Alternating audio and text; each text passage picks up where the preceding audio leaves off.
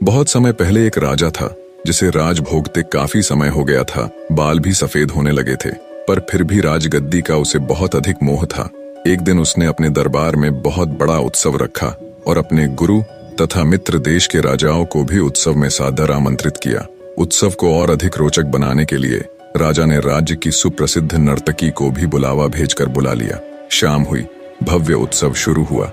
राजा ने कुछ स्वर्ण मुद्राएं अपने गुरु को दी ताकि नर्तकी के अच्छे गीत नृत्य पर वे उसे पुरस्कृत कर सके। सारी रात नृत्य चलता रहा। सुबह होने वाली थी। नर्तकी ने देखा कि उसका तबले वाला ऊँघ रहा है और उबासी ले रहा है।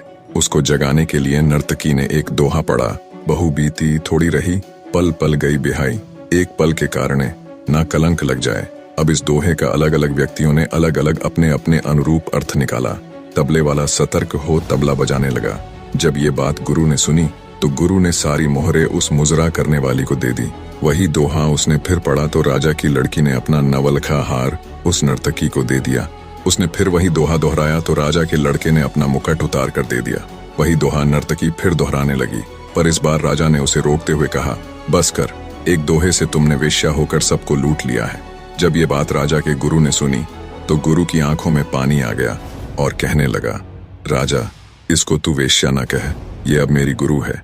इसने मेरी आंखें खोल दी हैं कि मैं सारी उम्र जंगलों में भक्ति करता रहा और आखिरी समय में मुजरा देखकर अपनी साधना नष्ट करने आ गया हूँ। मैं तो चला यहाँ से। राजा की लड़की ने कहा, आप मेरी शादी नहीं कर रहे थे।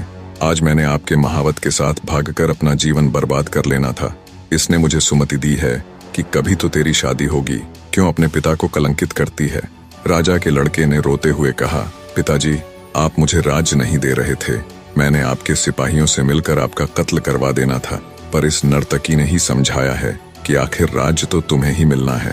क्यों अपने पिता के खून का कलंक अपने सर लेते हो। जब ये बातें राजा ने सुनी तो राजा को भी आत्मज्ञान हुआ।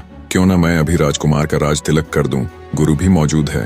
राजा ने उसी समय अपने लड़के का राज तिलक कर दिया और लड़की से कहा, बेटी, मैं जल्दी ही योग्य वर देखकर तुम्हारा भी विवाह कर दूंगा।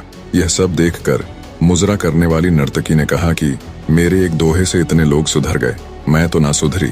आज से मैं अपना धंधा बंद करती हूँ। हे प्रभु, आज से मैं भी तेरा नाम सुमिरन करूंगी।